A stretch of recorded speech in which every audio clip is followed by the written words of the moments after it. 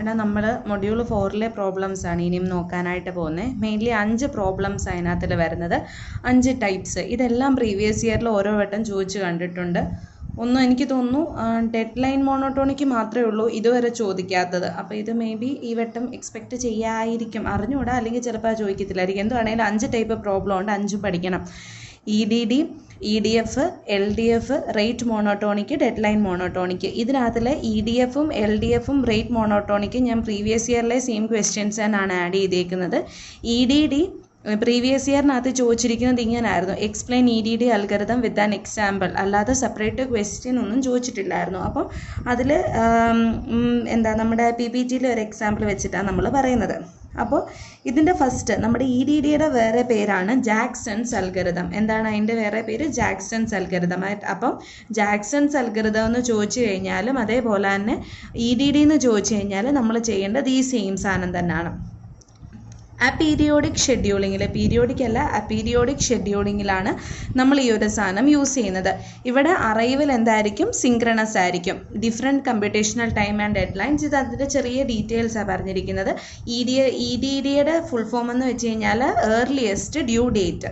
അതായത് പേരിൽ തന്നെ ഉണ്ട്. അതെങ്ങനെയാണ് അതിൻ്റെ വർക്കിംഗ് വരുന്നത്? It works by selecting the task with earliest due date to execute first. ഇവിടെ നമ്മുടെ ഹയസ്റ്റ് പ്രയോറിറ്റി ഏതിനാണ് വരുന്നത്? ഏർലിയസ്റ്റ് ഡ്യൂ ഡേറ്റ് ഉള്ളതിന്. അതാണ് അവിടെ പറഞ്ഞിരിക്കുന്നത്. ഇത് നമ്മുടെ മാക്സിമം ലേറ്റൻസി കുറയ്ക്കാനായിട്ട് ഈ ഒരു അൽഗരിതം എന്ത് ചെയ്യും? ഹെൽപ്പ് ചെയ്യും. അപ്പോൾ നമുക്ക് അതിൻ്റെ പ്രോബ്ലത്തിലോട്ട് പോവാം. ഫസ്റ്റ് നമുക്കിതുപോലെ CIയും DIയും ആയിരിക്കും തന്നിരിക്കുന്നത്. CI എന്ന് വെച്ച് കഴിഞ്ഞാൽ നമ്മുടെ കമ്പ്യൂട്ടേഷൻ ടൈമും, DI എന്ന് വെച്ച് കഴിഞ്ഞാൽ ഡെഡ് ലൈനും. അപ്പം ടാസ്കുകൾ J1 to J5 ഉണ്ട്. അപ്പം നമ്മൾ എങ്ങനെയാണ് നമ്മൾ ഇതിനെ എടുക്കുമെന്ന് വെച്ച് കഴിഞ്ഞാൽ പറഞ്ഞ ഡെഡ് ലൈനിൻ്റെ ലീസ്റ്റ് ഡെഡ് ലൈൻ ഉള്ളതിനെ നമ്മൾ ഫസ്റ്റ് എടുക്കുമെന്നായിരുന്നു പറഞ്ഞത്. അപ്പം നോക്കിക്കേ, ഡെഡ് ലൈൻ ഏതിനാണ് ഏറ്റവും കുറവ്? 3, 10, 7, 8 and 5. ഏതാണ് ഏറ്റവും ലോവസ്റ്റ് ഡെഡ് ലൈൻ വരുന്നത്? J1. അപ്പം നമ്മൾ J1നെ ഫസ്റ്റ് എഴുതി. അത് കഴിഞ്ഞിട്ട് വരുന്നത് ഏതാ? J5. പിന്നെ J5 എഴുതി, പിന്നെ J3, പിന്നെ J4 with 8 and last J2 with 10. Okay, അത്രയാണ് ഡെഡ് ലൈൻ. നമ്മൾ അവരെ എടുത്ത് എഴുതി. ഇനി നമ്മൾ എന്ത് വരയ്ക്കാൻ പോവാം? ഗൺ ചാർട്ട് വരയ്ക്കാനായിട്ട് പോവാം. അപ്പോൾ ഫസ്റ്റ് ആര് എക്സിക്യൂട്ട് ആവും? J1 എക്സിക്യൂട്ട് ആവും. ഇതിൻ്റെ ടൈം ലിമിറ്റ് എത്ര വെട്ടത്തേക്കിനായിരിക്കും ആ ഒരു സാധനം എക്സിക്യൂട്ട് ആവുന്നത്? ഇവിടെ പ്രീഎംഷൻ കണ്ടീഷൻ ഇല്ല കേട്ടോ, അത് ഏറ്റവും ഇമ്പോർട്ടൻ്റ് ആണ്. ഇവിടെ നമ്മുടെ ടാസ്കുകൾ എല്ലാവരും ഒരേ ടൈമിൽ തന്നെയാണ് എത്തുന്നത്. കണ്ടോ, എല്ലാ ടാസ്കുകളും സെയിം ടൈമിൽ തന്നെയാണ് എത്തുന്നത്. അതായത് arrival time equal to same, എല്ലാത്തിനും സെയിം ആയിരിക്കും. അതായത് സെയിം ഓർ 0 ആയിരിക്കും. അതുകൊണ്ട് നമ്മളിവിടെ പ്രീഎംഷൻ കണ്ടീഷൻ എടുക്കത്തില്ല. അതായത് ഇതെന്താണ്? നോൺ പ്രീഎംറ്റീവ് ആണ്. എന്താണിത്? നോൺ പ്രീഎംറ്റീവ് ആണ് ഈ ഒരു സംഭവം. അത് ശ്രദ്ധിക്കണം കേട്ടോ. EDF വരുമ്പോൾ അത് മാത്രമേ ഉള്ളൂ വ്യത്യാസം. നമ്മൾ ഇവിടെ പ്രയോറിറ്റി ഒന്നും ചെക്ക് ചെയ്യത്തില്ല, ആദ്യമേ കയറി വരുന്നവരെ വെച്ചിട്ട് ചെയ്യുക. പക്ഷേ പ്രീഎംറ്റീവ് വരുമ്പോഴത്തേക്കിന് നമ്മൾ അതിലും കൂടുതൽ പ്രയോറിറ്റി ഉള്ളത് വന്നു കഴിഞ്ഞാൽ നമ്മൾ അയാളെ എടുത്ത് എന്ത് ചെയ്യും? എക്സിക്യൂട്ട് ചെയ്യും. അപ്പം ഇവിടെ എന്ന് വെച്ച് കഴിഞ്ഞാൽ ഫസ്റ്റ് J1നായിരുന്നു ഏറ്റവും ലോവസ്റ്റ് ഡെഡ് ലൈൻ ഉള്ള. J1 എക്സിക്യൂട്ടായി. ഫോർ ദ ടൈം എത്ര? കമ്പ്യൂട്ടേഷൻ ടൈം എത്ര? 1. അപ്പം 0 to 1 ആർ എക്സിക്യൂട്ടായി? J1 എക്സിക്യൂട്ടായി. അത് കഴിഞ്ഞിട്ട് ആരാണ് വരുന്നത്? J5 വരുന്നത്. J5 എക്സിക്യൂട്ടായി with execution time of the computation time എത്രയാണ് അതിൻ്റെ? 2. അപ്പം 1 to 3, അതായത് ടോട്ടൽ 2 ആർ എക്സിക്യൂട്ടായി? J5 എക്സിക്യൂട്ടായി. അത് കഴിഞ്ഞിട്ട് ആര് വരും? J3 വരും. ഫോർ ദ കമ്പ്യൂട്ടേഷൻ ടൈം എത്രയാണ്? 1. അപ്പം 3 to 4 ആർ എക്സിക്യൂട്ടായി? J3 എക്സിക്യൂട്ടായി. പിന്നെ J4 എക്സിക്യൂട്ടായി. എവിടെ തൊട്ട്? 3 വരെ. അതായത് 4 to 7 J4 എക്സിക്യൂട്ടായി. ആൻഡ് അറ്റ് ലാസ്റ്റ് ആരാ വരുന്നത്? J2 വിത്ത് കമ്പ്യൂട്ടേഷണൽ ടൈം എത്രയാണ്? 1. അത് 7 to 8. അപ്പം ഇതിനകത്തിലെ മാക്സിമം ഡെഡ് ലൈൻ ഉള്ളത് ഇതായിരുന്നു, 8. അതായത് 10 മില്ലി സെക്കൻഡിന് മുന്നേ തന്നെ നമ്മൾ ഇതിനെ എന്ത് ചെയ്യണമായിരുന്നു? കംപ്ലീറ്റ് ചെയ്യണമായിരുന്നു. നമ്മളിവിടെ എവിടെ തന്നെ കംപ്ലീറ്റ് ചെയ്തു? 8 മില്ലി സെക്കൻഡിൽ തന്നെ കംപ്ലീറ്റ് ചെയ്തു.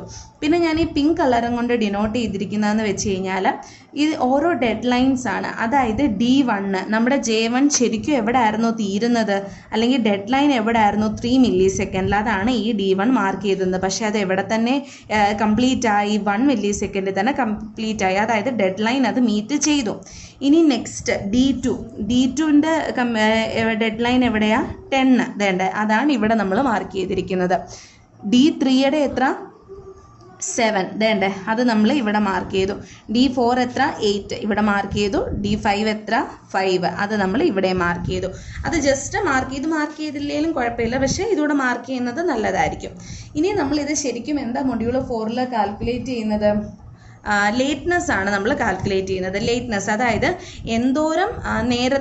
എന്തോരം താമസിച്ചു ശരിക്കും വരേണ്ടതിനെക്കാട്ടിൽ എന്തോരമാണ് താമസിച്ചതെന്നാണ് നമ്മളിവിടെ കാൽക്കുലേറ്റ് ചെയ്യാനായിട്ട് പോകുന്നത്. അതിൻ്റെ equation finish time minus dead line, ശരിക്കും ഫിനിഷായ സമയമേ മൈനസ് ഡെഡ് ലൈൻ. അതിന് നമ്മൾ എന്ത് വരയ്ക്കണം? കോളം വരയ്ക്കണം. Task, computational time, dead line, finish time, LI ആണ് നമ്മുടെ എന്ത് ലേറ്റ്നെസ്. ഫസ്റ്റ് ഇത് ഇത്രയും നമ്മുടെ ക്വസ്റ്റ്യനകത്തിൽ തന്നെ ഉണ്ട്. ആ സെയിം ക്വസ്റ്റ്യനിലെ കാര്യം എടുത്ത് എഴുതി. അത് കഴിഞ്ഞിട്ട് എഫ് എന്തായിരുന്നു? ഫൈനൽ. J1 എവിടെയാ തീരുന്നത്? 1 മില്ലി സെക്കൻഡിൽ എടുത്ത് എഴുതി. J2 എവിടെയാ തീരുന്നത്? 8 മില്ലി സെക്കൻഡിൽ അതെടുത്ത് എഴുതി. J3 എവിടെയാണ് തീരുന്നത്? 4 മില്ലി സെക്കൻഡിൽ. J4 എവിടെയാണ് തീരുന്നത്? 7 മില്ലി സെക്കൻഡിൽ. J5 എവിടെയാണ് തീരുന്നത്? J5 എന്ത് ചെയ്യടാ? അതുകൊണ്ട് ഇവിടെ 3 മില്ലി സെക്കൻഡിൽ. അത് അത്രയും നമ്മൾ എടുത്ത് എഴുതി. ഇനി ലേറ്റ്നെസ് എന്ന് വെച്ച് കഴിഞ്ഞാൽ എന്തായിരുന്നു? ഫിനിഷ് ടൈമേ മൈനസ് ഡെഡ് ലൈൻ, അതായത് 1 minus 3 minus 2, 8 minus 10 minus 2, 4 minus 7 minus 3, 7 minus 8 minus 1 and 3 minus 5 minus 2. അതായത് ഇവിടെ ഡെഡ് ലൈനിന് മുന്നേ എല്ലാവരും കംപ്ലീറ്റ് ചെയ്ത് കഴിഞ്ഞു. അതുകൊണ്ടാണ് ഇവിടെ എന്ത് വന്നിരിക്കുന്നത്? നെഗറ്റീവ് സിമ്പൽ വന്നിരിക്കുന്നത്. ഡെഡ് ലൈൻ കഴിഞ്ഞിട്ടായിരുന്നെങ്കിൽ എന്ത് വന്നേനെ? പ്ലസ് സിമ്പൽ വന്നേനെ. കറക്റ്റ് ഡെഡ് ലൈനാണ് തീർന്നതെന്നുണ്ടെങ്കിൽ 0 വന്നേനെ. അതായത് ഫോർ എക്സാമ്പിൾ J1 എന്ന് പറയുന്നത് 3 തന്നെയാണ് തീർന്നതെന്നുണ്ടെങ്കിൽ 3 മൈനസ് 3 എന്ത് വന്നേനെ? 0 വന്നേനെ. അതേപോലെ തന്നെ J3 7 പകരം 8 ആയപ്പോഴാണ് തീർന്നതെന്നുണ്ടെങ്കിൽ 8 മൈനസ് 1 എന്ത് വന്നേനെ? +1 വന്നേനെ. അതാണ് പറയുന്നത്. പ്ലസ് വരുവാണെങ്കിൽ താമസിച്ചു പോയി, ഡെഡ് ലൈൻ കഴിഞ്ഞു. 0 വരുവാണെങ്കിൽ കറക്റ്റ് ഡെഡ് ലൈനിന് തന്നെ തീർന്നു. നെഗറ്റീവ് വരുവാണെങ്കിൽ ഡെഡ് ലൈനിന് മുന്നേ തീർന്നു. ഓക്കെ, കുഴപ്പമില്ലല്ലോ. ഇതിൽ നിന്ന് മാക്സിമം ലേറ്റ്നെസ് എന്ന് വെച്ച് കഴിഞ്ഞാൽ ഏതാ? L4, അതായത് J4ന്. അതായത് ഏറ്റവും താമസിച്ചു. ബാക്കി എല്ലാവരും 2 സെറ്റ് മുന്നേ തീർത്തു, ഇയാൾ 3 സെറ്റ് മുന്നേ തീർത്തു. ഉള്ളതിൽ താമസിച്ച ഏറ്റവും കുറവ് ഏറ്റവും കൂടുതൽ ടൈം എടുത്തത് ആരാണ്? ഇതാണ്. ഏറ്റവും ഹയസ്റ്റ് നമ്പർ ഇതിനകത്തിൽ -1 അല്ലേ? അതാണ് നമ്മുടെ മാക്സിമം ലേറ്റൻസ്. കാരണം ഇത് നെഗറ്റീവാണ്, അറിയാമല്ലോ. നമ്പർ വരയ്ക്കുമ്പോൾ 0 -1 -2 -3. ഇതിലെ ഹയസ്റ്റ് നമ്പർ -1. ഇങ്ങോട്ട് പോകുമ്പോൾ കുറയും, ഇങ്ങോട്ട് പോകുമ്പോൾ കൂടും. 0 ഉണ്ടായിരുന്നെങ്കിൽ 0 എടുത്തേനെ, അതിലും വലിയത് 1 ഉണ്ടായിരുന്നെങ്കിൽ നമ്മൾ അതെടുത്തേനെ. അതത്രേ ഉള്ളൂ. ഇത് ജസ്റ്റ് അതിൻ്റെ തിയറി പോർഷൻസ് പറഞ്ഞു പോയിരിക്കുക. അതായത് നമ്മൾ EDD അൽഗോരിതം വെച്ച് ചെയ്യാൻ പറ്റുമോ ഇല്ലയോ എന്ന് നമ്മൾ ഫസ്റ്റ് ചെക്ക് ചെയ്യും. എപ്പോഴാണ്? Deadline less than or equal to F1 ആയിരിക്കണം. അതായത് നമ്മൾ ഇവിടെ പറഞ്ഞ സാധനം നമുക്കിവിടെ പോസിറ്റീവ് വാല്യൂ കിട്ടിക്കഴിഞ്ഞാൽ നമുക്ക് ഇതുകൊണ്ട് ചെയ്യാൻ പറ്റില്ല. നമുക്ക് ഒന്നെങ്കിൽ നെഗറ്റീവ് വാല്യൂ അല്ലെങ്കിൽ 0യോ ഇവർ തമ്മിൽ മൈനസ് ചെയ്യുമ്പോൾ കിട്ടിക്കഴിഞ്ഞാൽ മാത്രമേ നമുക്ക് എന്ത് ചെയ്യാനായിട്ട് പറ്റത്തുള്ളൂ? ഇത് ചെയ്യാനായിട്ട് പറ്റത്തുള്ളൂ. അപ്പോൾ ഇത് ചെക്ക് ചെയ്യുന്ന ഒരു മെത്തേഡാട്ടോ, ഓരോന്നിൻ്റെയും വെച്ചിട്ട് ചെക്ക് ചെയ്യുന്നതാണ്. നമ്മൾ CK കമ്പ്യൂട്ടേഷണൽ നമ്മൾ ഈ ചാർട്ടൊന്നും വരയ്ക്കാതെ തന്നെ നമ്മൾ ഫസ്റ്റ് ചെയ്യാൻ പറ്റുമോ ഇല്ലയോ എന്ന് അറിയാനായിട്ട് ചെയ്യുന്ന മെത്തേഡാണിത്. Sigma K = 1 to I CK <= DI. അതായത് ഓരോന്നിൻ്റെയും കമ്പ്യൂട്ടേഷണൽ ടൈം വെച്ചിട്ട് കാൽക്കുലേറ്റ് ചെയ്യുന്നത്. അത് നമ്മൾ തിയറി എഴുതുമ്പോൾ എഴുതിയിരുന്നാൽ മതി, പ്രോബ്ലം അല്ലാതെങ്ങും ചെയ്ത് വെച്ചിരുന്നാലും മതി. എന്തുവാണെങ്കിലും ചെയ്യാൻ പറ്റാത്ത പ്രോബ്ലം ഒന്നും കിട്ടില്ലായിരിക്കും. ഇനി നെക്സ്റ്റ് നമ്മൾ പഠിക്കാൻ പോകുന്നതാണ് ഹോൺസ് അൽഗോരിതം. ഹോൺസ് അൽഗോരിതത്തിൻ്റെ വേറെ പേരാണ് EDF അൽഗോരിതം. നമ്മൾ മുമ്പേ പഠിച്ച എന്തായിരുന്നടാ? EDD algorithm, earliest due date. ഇത് EDF algorithm, earliest dead line first. പേരിൽ തന്നെ ഉണ്ട് എന്താ? പ്രയോറിറ്റി എങ്ങനെയാണ് അസൈൻ ചെയ്യുന്നത്? നമ്മൾ ഏർലിയസ്റ്റ് ഡെഡ് ലൈൻ, ഏറ്റവും കുറവ് ഡെഡ് ലൈൻ ഉള്ളതിനായിരിക്കും നമ്മൾ ഈ ഒരു സാധനം വെച്ചിട്ട് അസൈൻ ചെയ്ത് പോകുന്നത്. ഇവിടെയും ഇവിടെ നമുക്ക് അറൈവൽ ടൈം ഉണ്ട്. ആ ഓരോ അറൈവൽ ടൈം അനുസരിച്ചായിരിക്കും നമ്മൾ ചെയ്യുന്നത്. കീ ഫീച്ചേഴ്സ്, ഇവിടെ നമ്മൾ പ്രയോറിറ്റി അസൈൻമെൻറ്റ് എടുക്കും. ഇവിടെ നമ്മൾ പ്രീ എംപ്റ്റീവ് ഷെഡ്യൂളിങ് യൂസ് ചെയ്യും. ഇതാണ് ഇമ്പോർട്ടൻ്റ് പോയിന്റ്. പ്രോബ്ലം ചെയ്യുമ്പോഴും EDDക്കകത്തുനിന്ന് ഡിഫറൻസ് വരുന്നതാണ്. അത് എന്താണ്? നമ്മൾ പ്രീ എംപ്റ്റീവ് ഷെഡ്യൂളിങ് യൂസ് ചെയ്യും. അതാണ് മെയിൻ കാര്യം. ഇനിയും നമ്മൾ അതിൻ്റെ പ്രോബ്ലം ചെയ്യുക. ഈ പ്രോബ്ലം പ്രീവിയസ് ഇയർ ക്വസ്റ്റ്യൻ പേപ്പറിനകത്തിലെ തന്നെ പ്രോബ്ലമാണ്.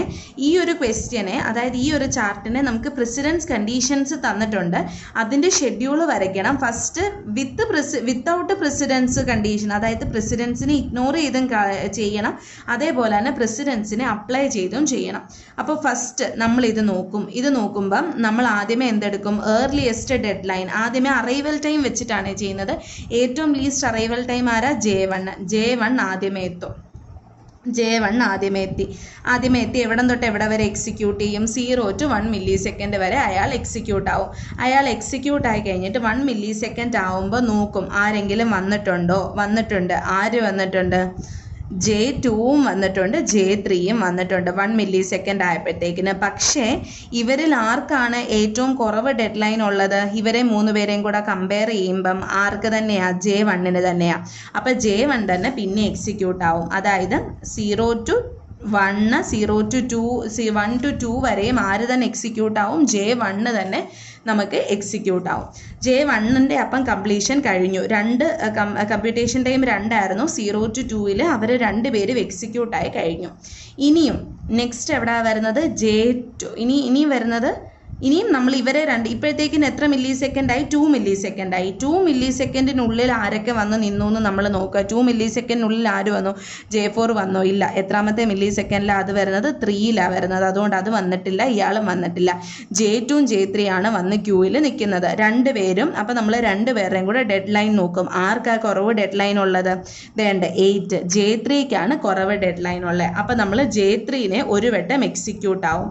എന്നിട്ട് മൂന്നാമത്തെ മില്ലി സെക്കൻഡ് ആകുമ്പോൾ നമ്മൾ ഓരോ മില്ലി സെക്കൻഡ് കഴിയുമ്പോഴും നോക്കണം. കാരണം ഇതെന്താ? ഇത് പ്രീഎംപ്റ്റീവ് ഷെഡ്യൂളിങ്ങിൻ്റെ ബേസിസിലാണ് വരുന്നത്. അപ്പം അതിലും കൂടുതൽ പ്രയോറിറ്റി ഉള്ളത് വരുവാണെങ്കിൽ നമ്മൾ അയാളെ എടുക്കണം. മറ്റിടത്ത് അത് നോക്കണ്ടായിരുന്നു. അത് EDD അൽഗോരിതം. ഇതിനകത്തിൽ അത് ഒരാൾ കയറി കഴിഞ്ഞാൽ ഫുള്ള് കംപ്ലീറ്റ് ആയിട്ട് ഇറങ്ങത്തുള്ളായിരുന്നു. ഇത് EDDയുടെ പ്രീഎംപ്റ്റീവ് ഷെഡ്യൂളിങ്. ശ്രദ്ധിക്കണം, ഇതിൻ്റെ 2 എണ്ണം ഉണ്ട്. ഇത് ഇഗ്നോറിങ് നമ്മുടെ ഈ പ്രസിഡൻസ് കണ്ടീഷൻസാണ് പറഞ്ഞേക്കുന്നത്. വിത്ത് പ്രസിഡൻസ് കണ്ടീഷൻ വരുമ്പോൾ വേറെ രീതിയിലാണ് വരുന്നത്. ഗൻചാർട്ട് വരച്ച് കഴിഞ്ഞാൽ ബാക്കിയെല്ലാം കിട്ടും. അപ്പം നമുക്ക് ഇവിടെ നോക്കാം. J3 3 സെക്കൻഡിൽ. അപ്പം നമ്മൾ നോക്കും മൂന്നാമത്തെ മില്ലി സെക്കൻഡിൽ ആരൊക്കെയുണ്ട്. ഇപ്പം J3യുടെ ഒരെണ്ണം എക്സിക്യൂട്ട് ആയി കഴിഞ്ഞു. അപ്പോൾ 2-നകത്തുനിന്ന് നിന്ന് ഒരെണ്ണം എക്സിക്യൂട്ടായി. ബാക്കി എത്ര കൂടെ ഉണ്ട് എക്സിക്യൂട്ട് ആവാൻ? 1 മില്ലി സെക്കൻഡ് കൂടെ ഉള്ളു ഇനി എക്സിക്യൂട്ട് ആവാൻ. മൂന്നാമത്തെ മില്ലി സെക്കൻഡ് നോക്കിയപ്പം J2 ഉണ്ട്, J3 ഉണ്ട്, J4 ഉണ്ട്. ഇതിൽ ആരാണ് ഏറ്റവും കൂടുതൽ പ്രയോറിറ്റി ആർക്കാ? ഏറ്റവും കുറവ് ഡെഡ് ലൈൻ ഉള്ള J4ന്. അപ്പം നമ്മൾ J4നെ ഫസ്റ്റ് വീണ്ടും 1 മില്ലി സെക്കൻഡ് J4നെ എക്സിക്യൂട്ട് ആവും. അപ്പോഴത്തേക്കിന് 4ാമത്തെ മില്ലി സെക്കൻഡ് ആവും. പിന്നെ ഒന്ന് നോക്കിക്കേ, അങ്ങനെ ഓരോ സെക്കൻഡ് നോക്കാതെ നോക്കിക്കഴിഞ്ഞാൽ ഇതിലെ ഏറ്റവും ലോവസ്റ്റ് ഡെഡ് ലൈൻ ഇപ്പം ആർക്കാ? J1 ആയിരുന്നു. J1ൻ്റെ പക്ഷേ ഫുൾ എക്സിക്യൂഷനും കഴിഞ്ഞു. അത് കഴിഞ്ഞിട്ട് J4നാണ് ഏറ്റവും ലോവസ്റ്റ് എക്സിക്യൂഷൻ ടൈം വരുന്നത്. അതുകൊണ്ട് നമ്മൾ J4നെ ഫുൾ അങ്ങ് എക്സിക്യൂട്ട് ചെയ്യും. ആരൊക്കെ വന്നു കഴിഞ്ഞാൽ ഇതിൻ്റെ പ്രയോറിറ്റി പോയില്ല. അതുകൊണ്ട് നമ്മൾ ഇയാളുടെ 6ഉം ഇയാളുടെ 3 പോയിന്റുകൾ നമ്മൾ അങ്ങ് ചെയ്യും. അതായത് 3 to 4, 5, 6 6 വരെ നമ്മൾ J4നെ അങ്ങ് എക്സിക്യൂട്ട് ചെയ്ത് കഴിഞ്ഞു. എന്തുകൊണ്ട്? ഏറ്റവും J1 കഴിഞ്ഞിട്ട് ഉള്ളതിൽ ഏറ്റവും ഹയസ്റ്റ് പ്രയോറിറ്റി ഇതിനായിരുന്നു. അതുകൊണ്ട് അപ്പോൾ J4 എക്സിക്യൂട്ട് ചെയ്ത് കഴിഞ്ഞു. ആ 6 മില്ലി സെക്കൻഡ് ആയപ്പോഴത്തേക്കിന് ആരൊക്കെ ഇപ്പം ക്യൂവിൽ വന്ന് നിൽപ്പുണ്ട്? J2 വന്ന് നിന്നു, J3 വന്നു നിന്നു, J5 വന്ന് നിന്നു. 3 പേരും വന്ന് ക്യൂവിൽ നിൽപ്പുണ്ട് ആണേ. അപ്പം നമ്മൾ എന്തെടുക്കും? 3 പേരും വന്ന് ക്യൂവിൽ നിൽപ്പുണ്ട്. അപ്പം 3 പേരിലും ഏറ്റവും ലോവസ്റ്റ് ഡെഡ് ലൈൻ ആർക്കാ? ഇവിടെ 8, ഇവിടെ 10, ഇവിടെ 12. അപ്പം ആരെയാണ് അടുത്തത് എക്സിക്യൂട്ട് ചെയ്യേണ്ടത്? J3നെയാണ് എക്സിക്യൂട്ട് ചെയ്യേണ്ടത്. അയാളുടെ 1 milli second, total 2 milli second ഉള്ളതിൽ 1 മില്ലി സെക്കൻഡ് നമ്മൾ ഓൾറെഡി എക്സിക്യൂട്ട് ചെയ്ത് കഴിഞ്ഞു. അപ്പോൾ ബാക്കി എത്ര മില്ലി സെക്കൻഡ് കൂടെ ഉണ്ട്? 1 മില്ലി സെക്കൻഡ് കൂടെ ഉണ്ട്. അപ്പോൾ J4 കഴിഞ്ഞിട്ട് ആര് വന്നു? J3 വന്നു. For 1 millisecond. 6 to 7 J3 എക്സിക്യൂട്ടായി.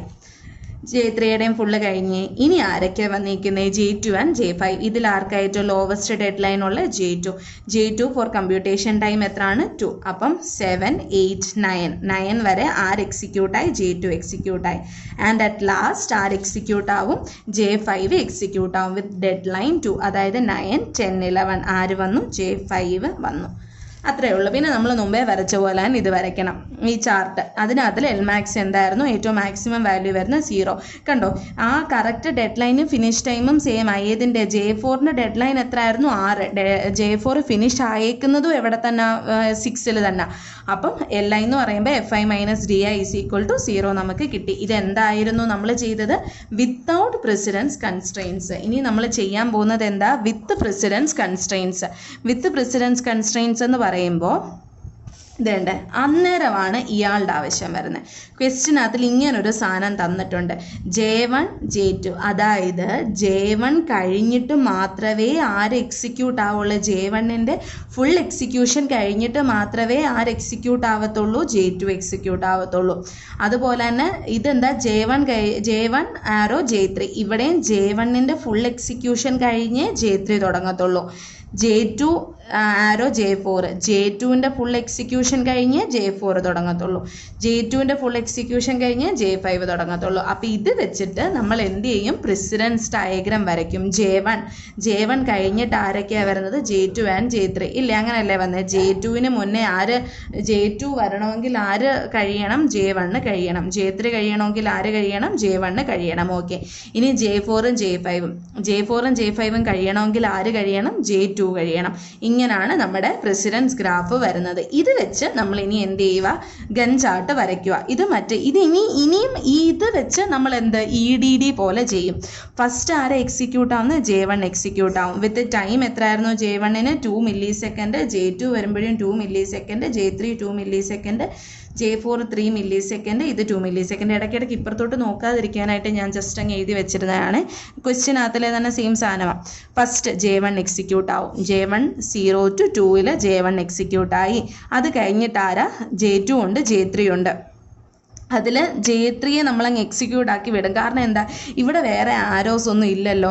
അതുകൊണ്ട് J2 കഴിഞ്ഞിട്ട് നമുക്ക് പിന്നെ ഇവരെ ഒത്തിരി ഡിലേ ആക്കണ്ട. അതുകൊണ്ട് നമ്മൾ ഇയാളിൽ കഴിഞ്ഞിട്ട് ഒത്തിരി സബ് ഡിവിഷൻസ് ഒന്നും ഇല്ലാത്തതുകൊണ്ട് ആദ്യമേ അങ്ങ് എടുത്ത് വെച്ചു, J3നെ നമ്മൾ എക്സിക്യൂട്ട് ചെയ്യാനായിട്ട് എടുത്ത് വെച്ചു. ഓക്കെ, J3 അയാളുടെ ഡെഡ് ലൈൻ എത്ര, 2 to 4. അത് കഴിഞ്ഞിട്ട് ആരെ എടുക്കും, J2നെ എടുക്കും. J2 എടുക്കും, അയാളുടെയും 4 to 6. അത് കഴിഞ്ഞിട്ട് J4 ആൻഡ് J5. ഇതിൽ ആരെ എടുത്തു കഴിഞ്ഞാൽ കുഴപ്പമുണ്ട്, ഇവിടെ ഡെഡ് ലൈൻ കൂടുതലുള്ളതാർക്ക്, ഇവർ രണ്ടുപേർക്കും ഒരേ പ്രയോറിറ്റി, ഒരേ സമയത്താണ് വരുന്നത്. പക്ഷേ ഇയാളുടെ കമ്പ്യൂട്ടേഷണൽ ടൈം 2ഉം ഇയാളുടെ കമ്പ്യൂട്ടേഷണൽ ടൈം 3ഉം. അപ്പം നമ്മൾ ആദ്യമേ ആയിട്ട് ആരെ എടുക്കും, J4 J5. അത് ആരെ എടുത്താലും കുഴപ്പമില്ല കേട്ടോ. ഫസ്റ്റ് ഇപ്പം J4 വന്നുകൊണ്ട് J4ൻ്റെ കാര്യം ഇതായതുകൊണ്ട് 3 ആദ്യമേ നമ്മൾ J4നെ എടുത്ത് ചെയ്തു.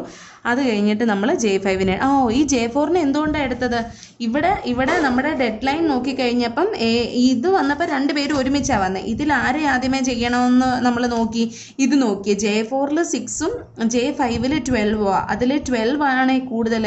അപ്പോൾ കുറവുള്ളതിനെ അല്ലേ നമ്മൾ ആദ്യമേ എടുക്കുന്നത്, J4. അതുകൊണ്ടാണ് J4നെ ഫസ്റ്റ് എക്സിക്യൂട്ട് ചെയ്തത്, പിന്നെ J5നെ നമ്മൾ എക്സിക്യൂട്ട് ചെയ്തത്. ഇവിടെ J3 എടുക്കുവാണെങ്കിലും J3യും J2യും കൂടെ കമ്പയർ ചെയ്യുമ്പോഴും 8ഉം 10ഉം ആണ് വന്നേക്കുന്നത്. അപ്പോൾ നമ്മൾ ആദ്യമേ ആരെ എടുക്കണം, J3നെ എടുക്കണം. എന്നിട്ട് ഈ ഗ്രാഫ് വരച്ചു. അതേപോലെ തന്നെ നമ്മുടെ ഈ ഒരു ഇക്വേഷൻ ഇവിടെ നമുക്ക് മാക്സിമം ലേറ്റ്നെസ് കിട്ടുന്നത് -1 ഫോർ J1 ആൻഡ് J5. മനസ്സിലായ, കുഴപ്പമില്ലല്ലോ. ഇനി നമുക്കുള്ളത് LDF പറയാം.